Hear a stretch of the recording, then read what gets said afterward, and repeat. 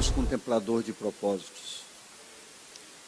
E a cada tempo que passa, a cada dia que passa, é com mais luta, com mais empenho, que nós precisamos desprender com o nosso entendimento para entendermos que é um tempo difícil, um tempo de lutas, mas é um tempo de buscar a Deus. Buscar a Deus, se relacionar com Deus, traz a cada um de nós experiências singulares. Só vivendo, só buscando é que se pode experimentar. Eu vou ler um texto para nós que está em Jeremias 18, de 1 a 17, para que nós possamos conversar nessa tarde algo que demanda entendimento, demanda determinação e propósito em cada um de nós, que diz assim: a palavra do Senhor que veio a Jeremias, dizendo: levanta-te e desce à casa do oleiro, e lá te farei ouvir as minhas palavras. Levanta-te e vai. Lá, pela obediência, ouvirás as minhas palavras. E desci à casa do oleiro, e eis que ele estava fazendo a sua obra sobre as rodas. Como o vaso que ele fazia de barro se quebrou na mão do oleiro, tornou a fazer dele outro vaso, conforme o que pareceu bem aos seus olhos. O vaso original quebrou e foi feito agora um outro, de acordo com o que bem lhe pareceu. Então veio a minha palavra do Senhor, dizendo: não poderei eu fazer de vós como fez este oleiro, ó casa de Israel, ó igreja? Diz o Senhor: eis que é como o barro na mão do oleiro, assim sois vós na minha mão, ó casa de Israel, ó igreja. No momento em que eu falar contra uma nação e contra um reino, para arrancar e para derribar e para destruir, e se tal nação contra a qual falar se converter da sua maldade, também eu me arrependerei do mal que pensava fazer-lhe. E no momento em que eu falar a uma gente e de um reino para o edificar e para plantar, se ele fizer mal diante dos meus olhos, não dando ouvido à minha voz, então me arrependerei do bem que tinha dito lhe faria. Ora, pois, fala agora aos homens de Judá e aos moradores de Jerusalém, dizendo: assim diz o Senhor: eis que eu estou forjando mal contra vós, e projeto um plano contra vós. Convertei-vos, pois, agora, cada um do seu mau caminho, e melhorai os vossos caminhos e as vossas ações. Mas eles dizem: não há esperança, porque após as nossas imaginações, porque após a nossa imaginação andaremos. Como pensarmos, como achamos, é assim que nós fazemos. E fará cada um segundo, volte, e fará cada um segundo o propósito do seu malvado coração. Portanto, assim diz o Senhor: perguntai agora entre os gentios, quem ouviu tal coisa? Coisa muito horrenda fez a Virgem de Israel. Porventura, deixar-se-á a neve do Líbano por uma rocha do campo? Ou deixar-se-ão as águas estranhas, frias e correntes? Contudo, o meu povo se tem esquecido de mim. Contudo, o meu povo se tem esquecido de mim, queimando incenso à vaidade, e fizeram-nos tropeçar nos seus caminhos e nas suas veredas antigas, para que andassem por veredas afastadas, não aplainadas, para fazerem da sua terra um espanto e uma irrisão perpétua. Todo aquele que passar por ela se espantará e sacudirá a cabeça. Como o vento oriental, os espalharei diante da face do inimigo, mostrar-lhes as costas e não o rosto. Mostrar-lhes-eis o quê? As costas e não o rosto, no dia da sua perdição. Antes de você sentar, atente bem para algo. no próprio livro de Jeremias, Deus fala que o coração humano é perverso na sua essência. Por que o coração do homem é perverso na sua essência?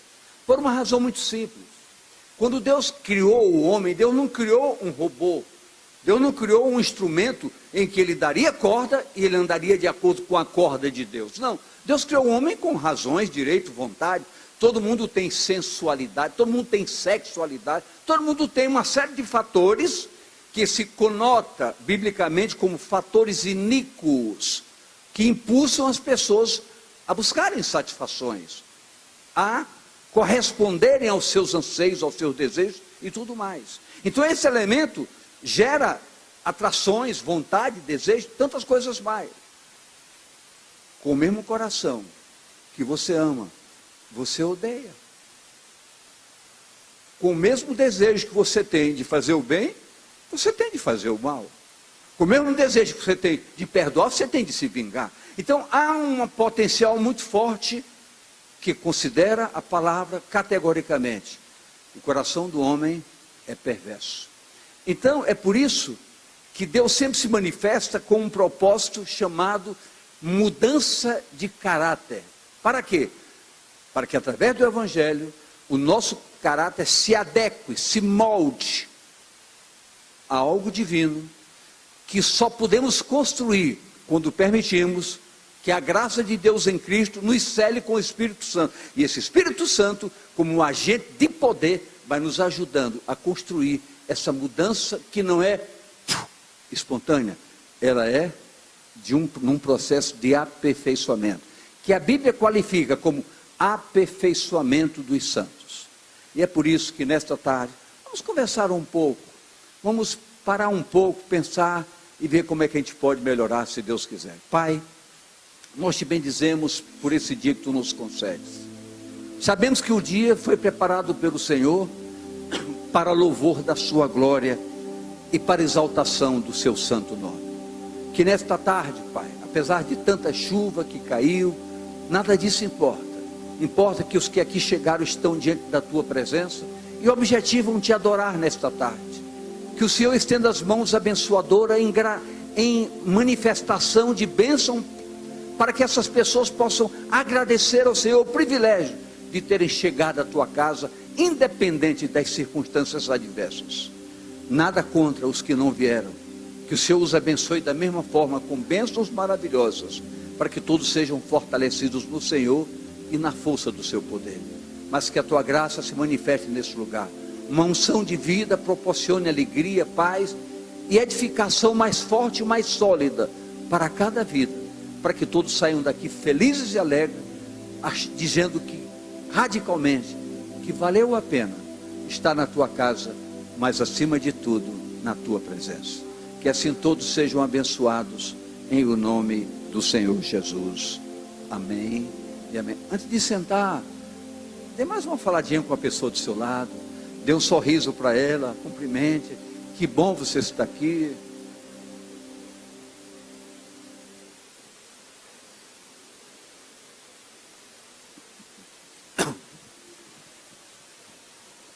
Gostaria que colocasse na tela o verso 4.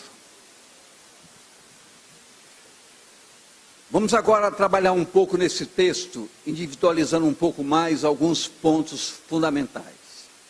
No verso 4, o Senhor diz assim: como o vaso que ele fazia de barro se quebrou na mão do oleiro, tornou-se a fazer dele outro vaso, conforme o que pareceu bem aos seus olhos fazer.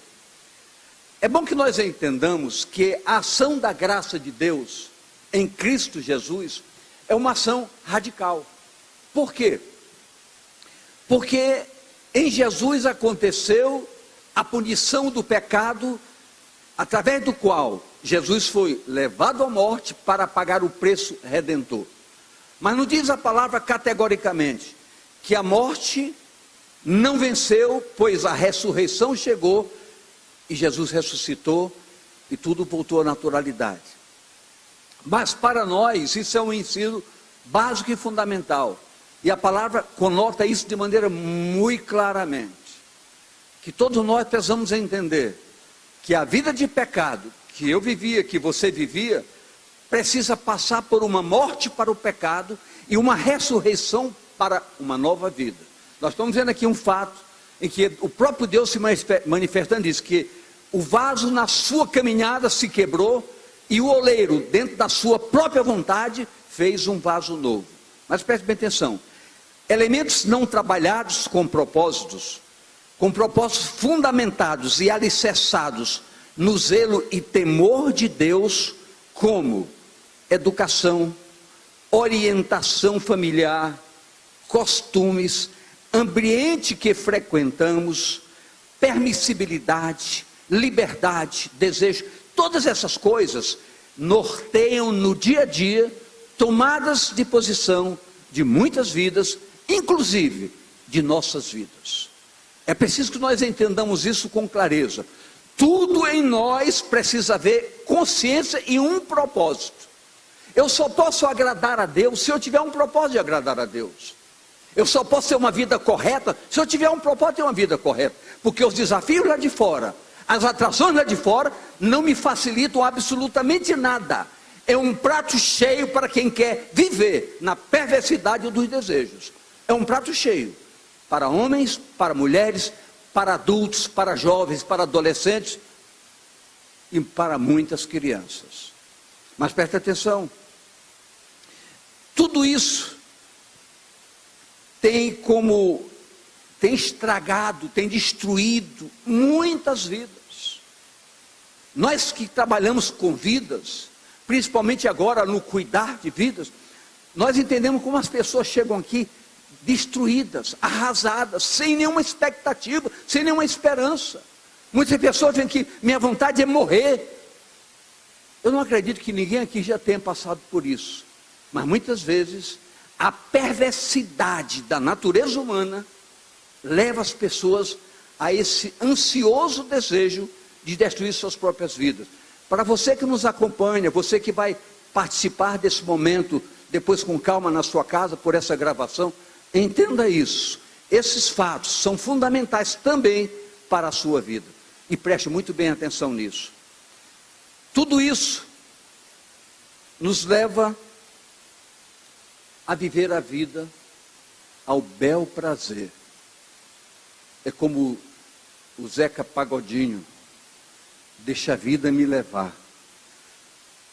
Nós temos que aprender a levar a vida, porque nós temos uma direção, nós temos um Deus, nós temos um foco, nós temos um propósito. O que efetivamente se contempla ao nosso redor, eu agora mesmo ouvi o Marcelão falando comigo, que ele antes de sair de casa, preso ainda pela chuva, estava com a televisão ligada, ia começar um jogo de futebol entre Vasco, então houve uma briga, 4 pessoas já morreram na arquibancada. Então, por que isso? As pessoas vão para um campo de futebol já pensando, se meu time perder, eu mato um. É assim que está a sociedade que nos cerca, da qual nós somos vítimas, e nós temos um poder sobrenatural de interferir na mudança dessa sociedade. Por quê? Porque o que se vê ao nosso redor é um mundo fora de princípios divinos, um mundo sem nenhuma orientação, um mundo construído na rotina do pecado, estabelecido pelos costumes naturais. E para tudo isso, mais do que nunca eu posso gritar, sem nenhum medo de errar, só Jesus Cristo é a única solução para a sociedade. Não existe outra forma.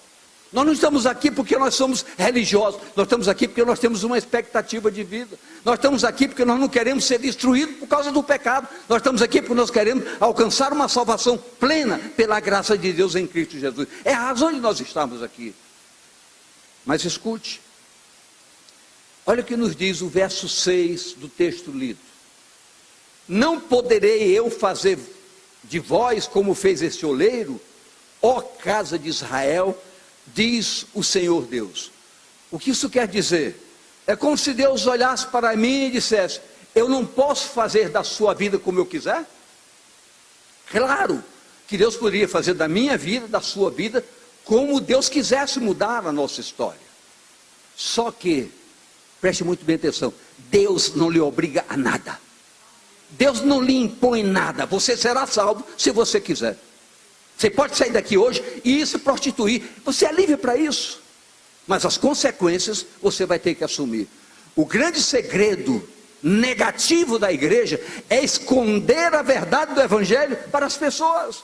É muito fácil chegar aqui e ministrar coisas bonitinhas, e todo mundo sair aqui feliz, sorrindo, pulando. Você devia sair daqui sorrindo, pulando, quando a verdade nos dasse você, levasse você a uma verdade muito profunda, a tirar toda a máscara. Assim você deveria sorrir, porque você tem a chance de uma nova história e de um novo tempo na sua vida. É a única forma.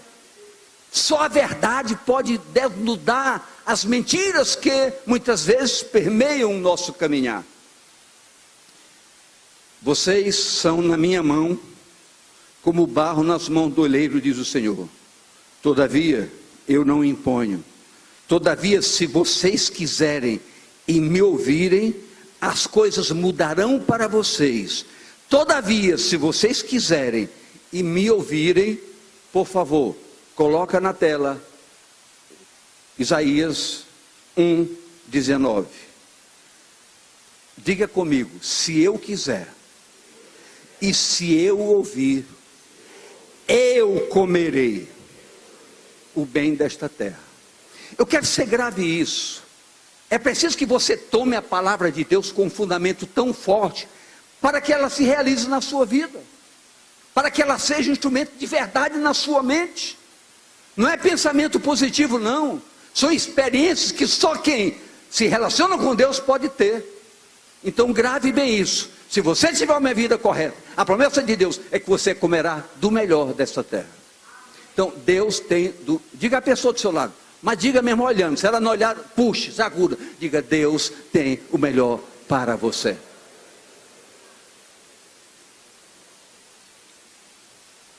Igreja, vivemos um momento de decisão. Nós vivemos um momento de quê, queridos?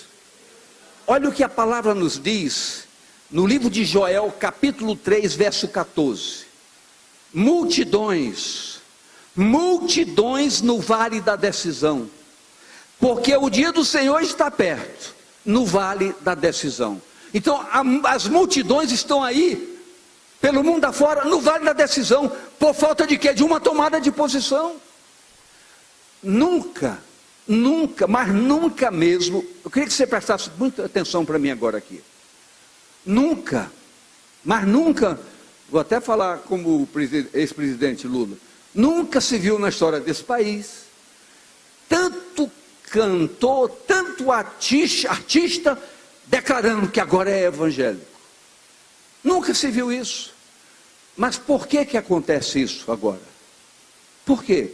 Porque, queridos, a devassidão é tão profunda que a pessoa chega ao limite e não consegue mais ter satisfação alguma. Ela extrapolou todos os limites permitidos da devassidão, mas não tem o que fazer. Então ela descobre que um vazio toma conta da sua vida. Então ela busca alguma coisa para preencher o seu vazio. E só um caminho que preenche esse vazio, chamado caminho de vida, chamado Jesus Cristo. Então é por isso que essas coisas estão acontecendo. Essas coisas estão acontecendo porque as pessoas entraram no desespero. Não tem mais aonde chegar. O vazio chama outro vazio. Um abismo chama outro abismo. É a palavra que recita essa verdade. É por isso que as multidões estão no vale da decisão.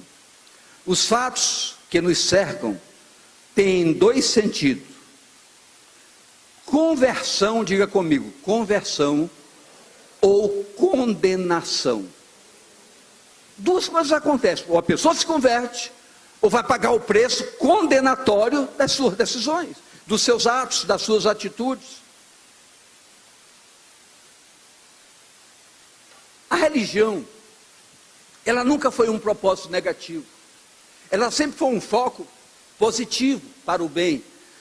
Só que a religião se tornou um câncer. Por que se tornou um câncer? Porque as pessoas acharam Achavam que ia a um culto, ia a uma reunião religiosa, cumprir uma obrigação. Primeiro que nós temos que mudar a ideia terrível de que você veio ao culto. Você é o elemento de culto. Você não está aqui porque você veio para uma reunião, você veio para adorar ao Senhor. E nessa adoração você canta, você ouve a palavra, você ora, você investe na obra, porque a obra necessita de investimento. Isso é uma verdade. Isso é uma verdade absoluta.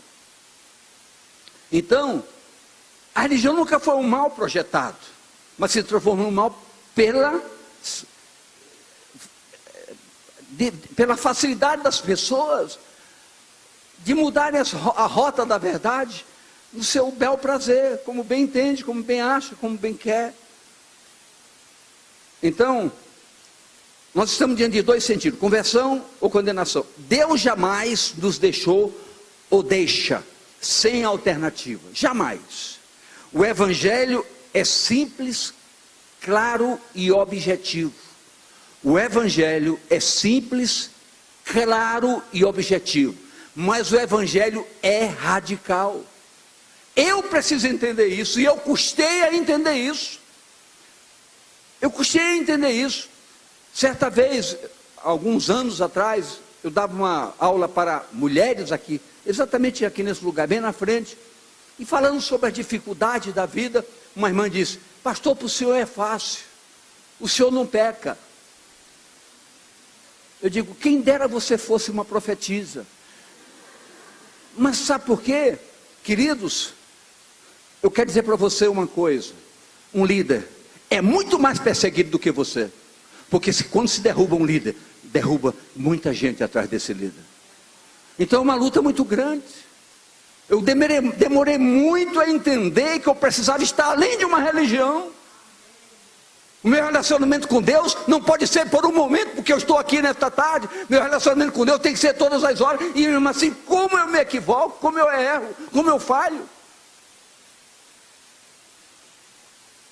O Evangelho é simples, claro e objetivo, mas o Evangelho é radical. Pastor, o que é um Evangelho radical? É o Evangelho que não aceita desculpas. Se você mente, deixe pouquinho, você é um mentiroso. Se você engana uma só vez, você é um enganador. Se você trai uma vez, você é um adúltero, um traidor. O Evangelho é radical, mas o Evangelho tem resposta. No seu arrependimento, todo o mal se apaga. O sangue de Jesus Cristo nos lava, nos purifica de todo o pecado. Você pode dizer isso para a pessoa do seu lado? Dizer: meu amigo, minha irmã, meu irmão, o sangue de Jesus Cristo, o Filho de Deus, nos purifica de todo o pecado.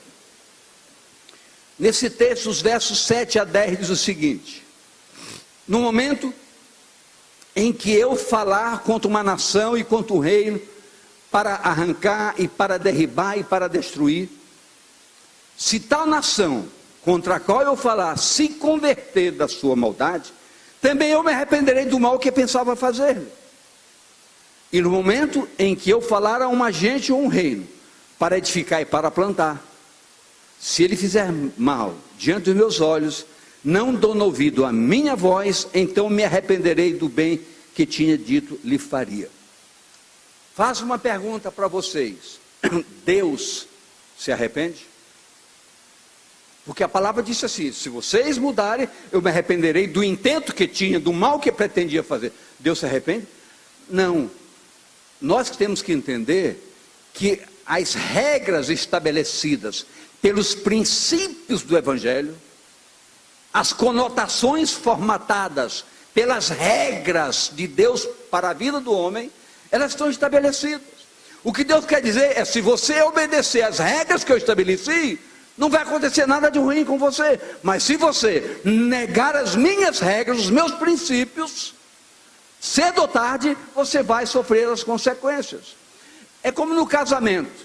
Num casamento, quer a mulher queira, quer não, com toda a preciosidade que ela tem, porque a mulher é um fundamento dos mais preciosos para a construção de um lar. Mas essa mulher, para construir esse lar, ela tem que entender que o homem é que é o sacerdote. Quando ele deixa de ser o sacerdote, cedo ou tarde, os problemas virão. É aquela história, nós estamos vivendo uma fase de amor, eu sei que eu estou sem condições, eu não estou trabalhando, mas ela vai me sustentar por um tempo. Querido, isso é farsa, isso é cilada do diabo para a sua vida. Isso é cilada, isso é para enganar, para destruir fundamentos. E quem destrói fundamentos tem um preço a pagar. Tem um preço a pagar. O sacerdócio, ele tem que imprimir a condição de respeito, de bancar, de ser o responsável, de ser o senhor da casa. E a mulher, ela é ajudadora, ela é colaboradora. Mas então a mulher não deve trabalhar? Não estou falando isso, mas ela não deve ser a sustentação da casa. Cedo ou tarde, os problemas virão. Cedo ou tarde, os problemas virão. Diz o Senhor: sou Deus de oportunidade. Diante de tal asseveração, importa à igreja buscar, na orientação do Espírito Santo, o que fazer para convencer o homem que ele precisa mudar de rumo, de atitude, enquanto é tempo. Todos trabalhando, eu falei todos trabalhando. Essa obrigação corpo, igreja, não é uma obrigação pastoral de uma liderança, é uma obrigação de todos. A única forma de nós ganharmos o nosso bairro e a nossa cidade é se todos trabalharem. Quem aqui tem vizinho? Vizinho é um campo para você trabalhar. Quem aqui tem família? Não crente, sua família é um campo para você trabalhar.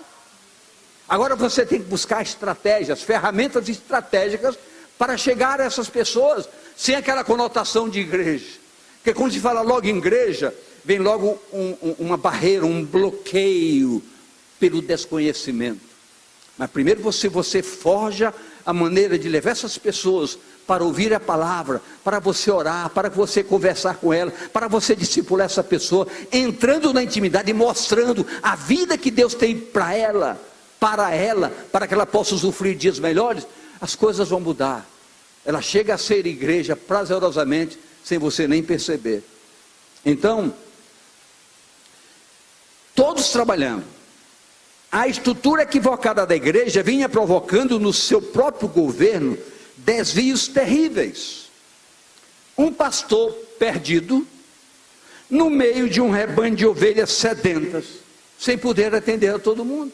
É a forma da igreja antiga, um só pastor, e o pastor que tinha que fazer tudo, ministrar, fazer tudo. Resultado, ninguém aprendia nada, ele se esgotava, ele se perdia, e as ovelhas sedentas, às vezes morrendo de fome, se afastando, procurando outras brenhas, outros pastos.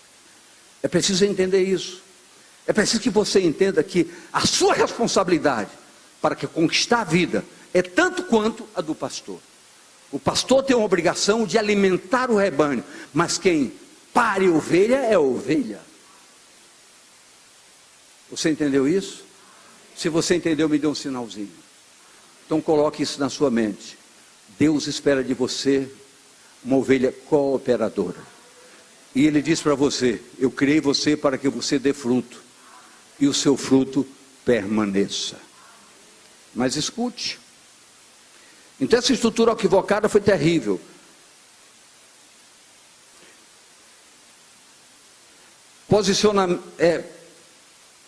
Periodicamente, era apenas o pastor que se encarregava de tudo isso. De um tempo para cá, a igreja acordou, despertou. O evangelho demanda pastores de coração. Quando você, na sua casa, numa visita com seu vizinho, você começa a evangelizar alguém, você está sendo um pastor de coração. Pastor, mas isso é bíblico? Veja o que nos diz Jeremias 3,15. Eu está escrito lá: e vos darei pastores segundo o meu coração, que vos apaciente com ciência e com inteligência. Essa inteligência é preciso sair do natural para entender que nós temos a obrigação de trabalhar com uma igreja em que todos se sintam disponíveis. Por que nós investimos agora, compramos um sacrifício terrível, compramos o prédio da esquina ali, está comprado, já pagamos mais da metade, faltam 3 prestações só, queremos que todos cooperem para que nós possamos pagar logo, e para fazer a reforma, porque nós queremos preparar um centro de treinamento para que todos sejam treinados, como fazer, para melhor fazer, porque o tempo urge, o tempo corre. Talvez você tenha um parente que nunca se converteu, porque você nunca deu uma oportunidade para essa pessoa de abrir espaço e conversar com ela sobre a graça redentora, mostrar o que é o Evangelho, o que é a graça de Deus em Cristo. Então todos nós somos responsáveis por esse novo tempo. Eu posso ouvir amém de você? Você é capaz de entender que você é responsável por ganhar vidas para Jesus? Agora, pastor, como é que isso acontece? Por um sentimento que se diz apaixonado. Ser uma paixão. Você tem que se apaixonar por vidas.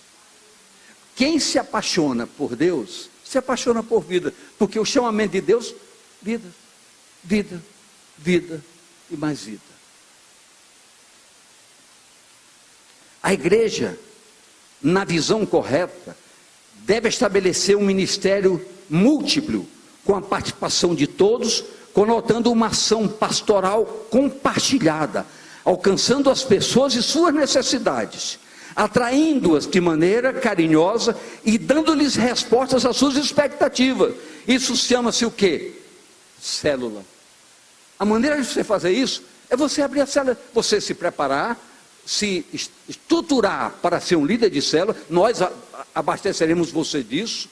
Basta você se inscrever nas escolas de treinamento, para que você possa então fazer o que você acabou de ouvir, atrair as pessoas de maneira carinhosa, dando-lhes respostas às suas expectativas. Quantas pessoas estão vivendo mentiras como verdade em suas vidas historicamente? Querido, eu já disse aqui, vou repetir. Chega a pessoa aqui, que a gente conversa, quando a gente fala sobre amor, ele vira o rosto. Nunca ouviu nem do pai nem da mãe que era amado. Só ouviu isso: você não presta, você não serve para nada, você é um vagabundo, você é uma vaga. Só o que ouviu dentro de casa. Nós temos que emendar esse vaso, quebrar esse vaso velho e construir novo, com honra, com glória, com amor, com carinho. As pessoas precisam entender que elas são muito mais importantes do que as coisas. Você é muito mais importante do que o templo.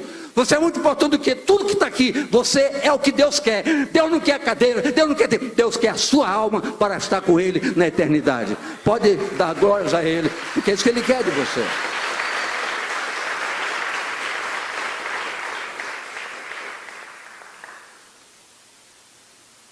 Células, pois células é um agente multiplicador. Nosso próprio corpo. Eu tinha 1,85 m. Porque a gente vai ficando velho e diminui um pouco.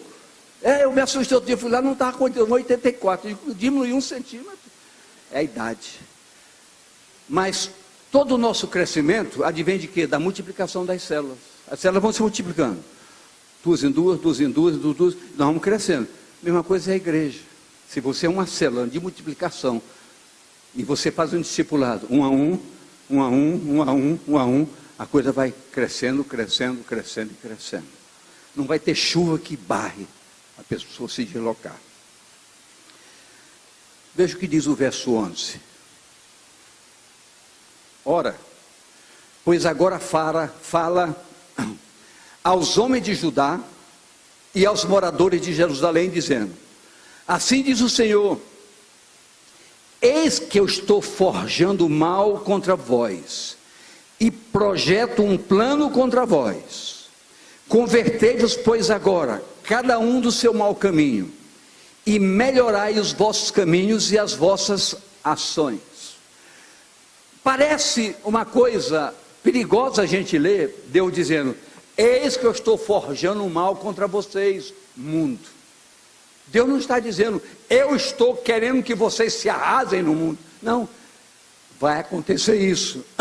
Se você vier terça-feira, você vai ver uma coisa muito séria sobre o tempo que você dispõe de mudar de atitude. Terça-feira. Mas entenda muito bem, o próprio Deus está dizendo, por que você não muda de atitude? Porque o mal que virá vai pegar todo mundo. Mas Deus constrói isso? Não. Nós temos que entender que dois focos foram ditos aqui: conversão e condenação. A conversão é eternidade com Deus. A condenação, sem Deus. Imagine um mundo sem Deus. O mundo, no temor a Deus, é o que é. É o que é. Quem aqui se sente seguro, até dentro de casa? Ninguém. Eu quero, sinceramente, quem se sente seguro quando sai de casa aqui? Meu Deus, deixa eu falar direito. Quem é que se sente seguro quando sai de casa? Você se sente seguro? Você sabe que pode ser um assaltado? Quem aqui já foi assaltado? Você está vendo? Eu pergunto, quem se sente seguro, todo mundo baixa o braço. Mas é isso que nós vivemos. Agora eu pergunto, por que você está aqui? Porque você tem um Deus que lhe protegeu. Por essa razão. E nós somos tão injustos, que a gente sai de casa e volta, sai de casa e volta, sai de casa e volta, sai de casa e volta. E ninguém simplesmente diz assim, obrigado, porque eu saí e voltei em paz. A Bíblia diz que os anjos trabalham em favor daqueles que hão de herdar a vida eterna. Se você não sabia, grave isso. Quando você sai de casa, tente abrir os olhos e olhar para o lado. Cadê o anjo? Cadê o... Você não vai ver, mas ele vai estar. A palavra diz, quem são eles? Pastor, onde é que está isso na Bíblia? Coloca, por favor, abre um espaço aí. Coloca Hebreus capítulo 1. Hebreus capítulo 1. Se você nunca leu isso, você vai ler agora. São... Hebreus 1, vai caminhando um pouco. Sobe. Hebreus 1, vai subindo. 3. Vai.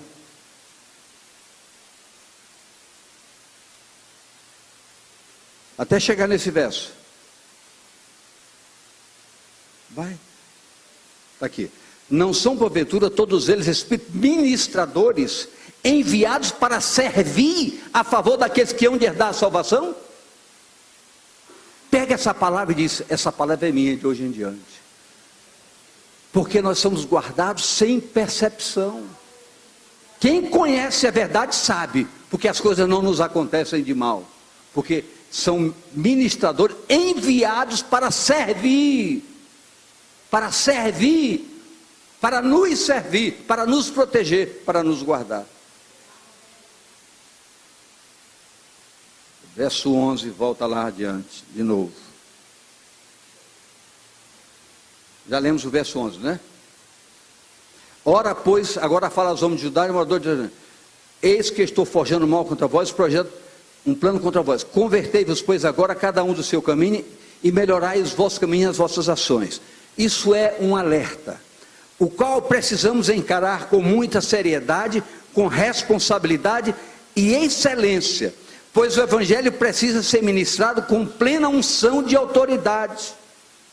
Preste bem atenção, o Espírito de Deus que está sobre nós, ele nos dá autoridade espiritual, para nós possamos fazer o quê? Nós possamos ser agentes de ministrar a bênção para as pessoas. Queridos, hoje, nem filho toma mais bênção papai. Tchau pai, tchau mãe. Você não sabe o que é você não consegue perceber a dimensão do que é a palavra eu te abençoo. Eu ministro a graça de Deus sobre a tua vida. A minha cobertura te é proteção. Você sabe que a cobertura de um pastor sobre a igreja é entendida, ela é proteção para a igreja. Uma palavra profética dizendo, eu ministro sobre vocês as bênçãos do Senhor. Isso é algo profético que fortalece a base de sustentação da sua caminhada. O grande problema é que você se embruteceu de tal maneira que essas coisas são difíceis de entender, até de difícil percepção. Mas são verdades que, ministradas, geram vida para a igreja, permitindo que a palavra seja completa, mostrando salvação e condenação, com suas respectivas consequências. Muitas pessoas, por tanta liberdade que têm, alcançam um estágio. Que estágio é esse? Põe o verso 12 aqui, por favor. Mas eles dizem: não há esperança, porque após as nossas imaginações nós andaremos, e fará cada um segundo o propósito do seu malvado coração. Por que aquela pessoa diz: eu estou sem esperança?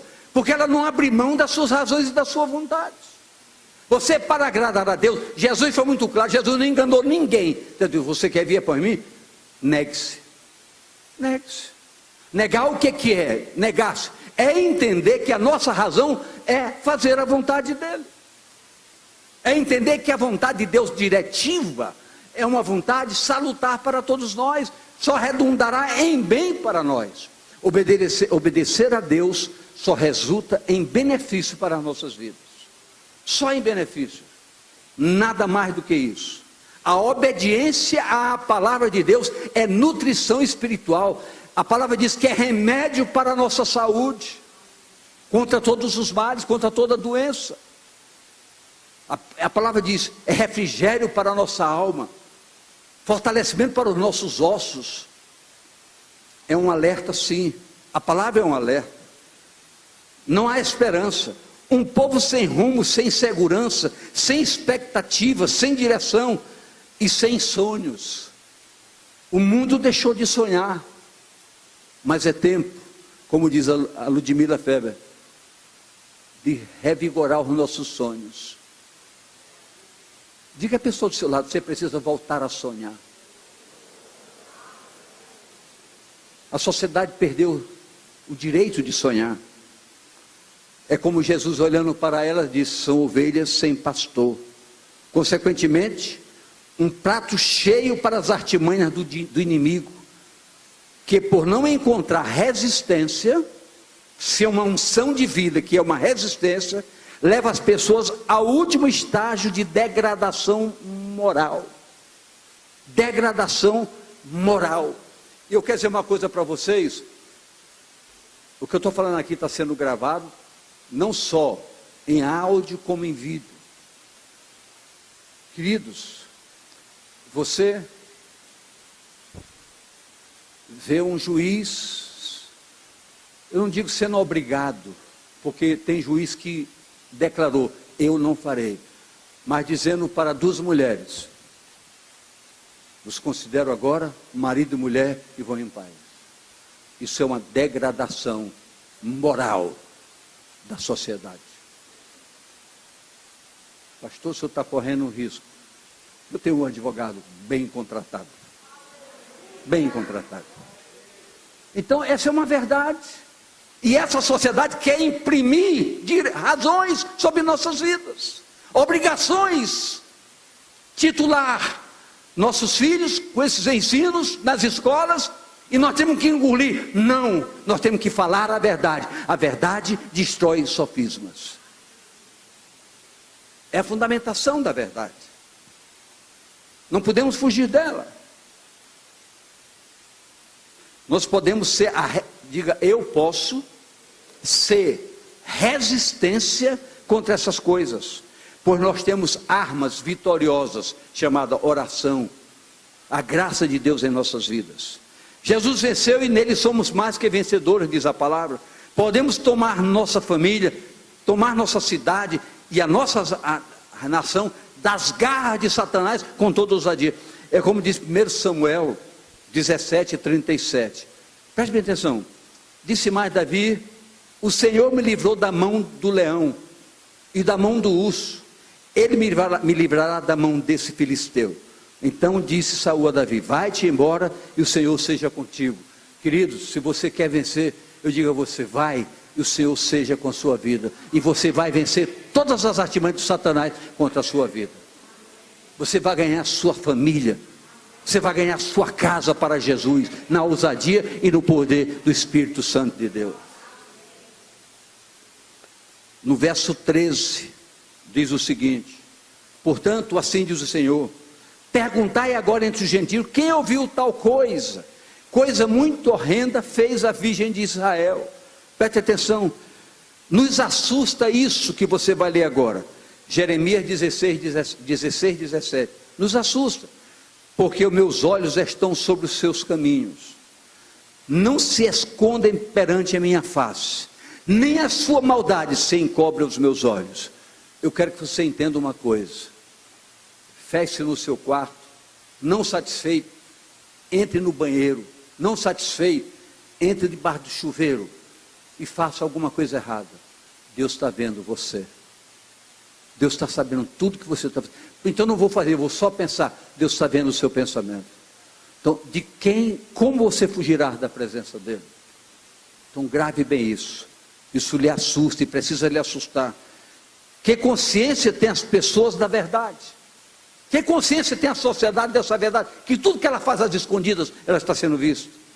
Como conhecerão se não houver quem se preocupe com elas e lhes pregue a verdade? Discipule essas pessoas. Quão formosos são os pés dos que anunciam coisas preciosas, diz o Senhor. Isaías 52, 7 diz: quão suaves são sobre os montes os pés do que anuncia as boas novas, que faz ouvir a paz, que anuncia o bem, que faz ouvir a salvação, que diz assim: o teu Deus reina. Olha o que nos diz Romanos 10, 14 e 15, complementando: como pois invocarão aquele que não creram? E como crerão naquele em quem não ouviram? E como ouvirão se não há quem pregue? E como pregarão se não forem enviados? Como está escrito: com formosos os pés dos que anunciam a paz, dos que anunciam coisas boas. Então você sabe que como igreja, você faz parte do todo. A multi-área pastoral da igreja convoca todos para serem agentes de corações, cuidando, tratando de vidas, ganhando vidas para Jesus. As células e os discipulados são propostas sinceras para isso acontecer com você e através de você. Não podemos nem vamos nos fazer culpados por nada. Olha o que diz o verso 14: porventura deixar-se-á a neve do Líbano por uma rocha do campo? Ou deixar-se-ão as águas estranhas, frias e correntes? Não, nós não somos culpados de nada, mas nós temos que começar a mudar o quadro, fazendo alguma coisa em prol da sociedade. As coisas não vão mudar se nós não as mudarmos. As coisas, eu queria que você gravasse isso: as coisas não vão mudar se nós não ajudarmos a mudá-las. Eu e você, nós somos responsáveis. Eu quero que você entenda isso. Diga a pessoa do seu lado: você é responsável. Você é um agente de mudanças. Você pode colaborar com mudanças. Versos 15 a 17. Estamos chegando ao final. Contudo, o meu povo se tem esquecido de mim, não obedece. O meu povo pensa só em si. Ele não está falando o povo lá de fora, não, está falando da igreja. Contudo, o meu povo se tem esquecido de mim, só pensa em si, queimando incenso à vaidade. À vaidade. Isso quer dizer muita coisa. Pense bem nisso. Eu estou vendo a Rô, que ninguém sabe quem é a Rô. Ela está bem ali, faz assim, Rô. Ela está com uma grande equipe que vai agora em janeiro para o Piauí, para evangelizar aquelas pessoas que estão morrendo de fome e de sede lá no Piauí. Com uma equipe. Queridos, é tempo de nós acordarmos, porque a palavra diz: se você não se mexer, as pedras vão se mexer e você vai ficar para trás. Eu posso ouvir amém? Ah, mas eu não posso ir. Então colabore, ajude, mande uma oferta para o povo. Nós temos aqui um caixa para isso, já vamos mandar uma boa oferta que foi acumulada. Projeto Piauí, dê uma ajuda para o Projeto Piauí. Crianças estão sendo vendidas por pão. A gente pode ouvir isso. Pais entregando as filhas adolescentes para se prostituir por pão, por R$1.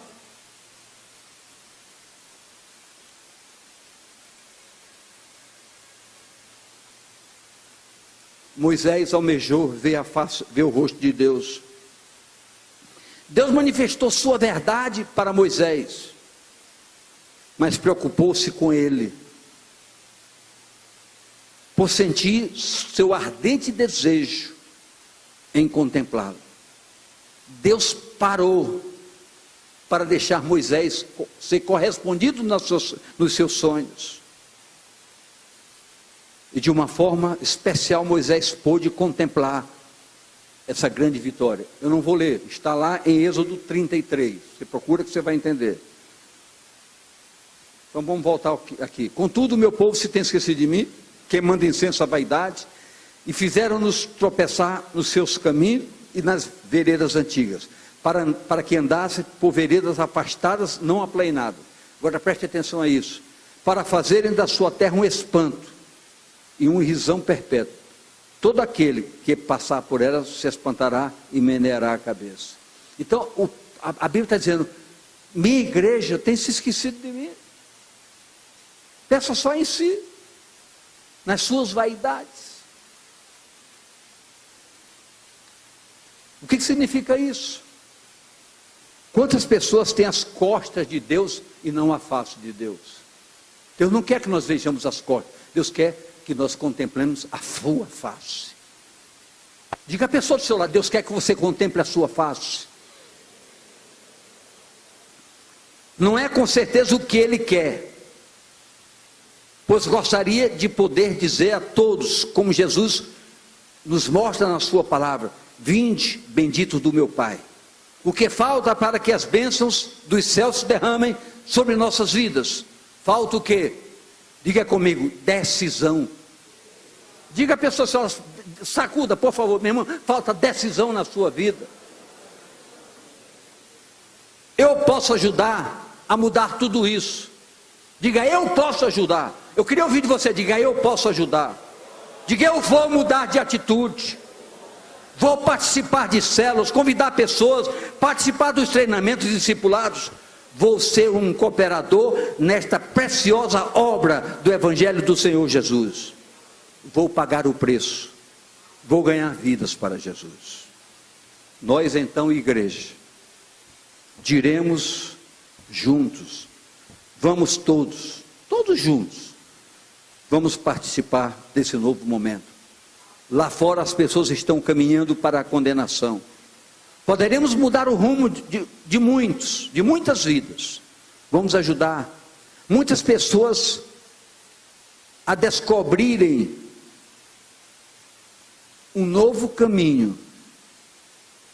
Vão se sentir nascida de novo. E vão glorificar um caminho. E esse caminho chama-se Jesus Cristo, o Messias de Deus.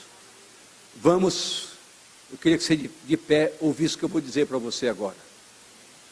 Eu queria que você, por favor, abrisse bem o seu ouvido, ouvisse o que eu vou lhe dizer agora. Vamos pegar cacos, diga, vamos pegar cacos. Olhe para a pessoa, fique de frente para ela, irmão, vamos pegar cacos lá fora. Vamos colocá-los nas mãos do Senhor. E como bom oleiro, Ele os transformará e farão novas pessoas. E fará delas novas pessoas. Pessoas moldadas em santidade e justiça, para a glória de Deus. Amém.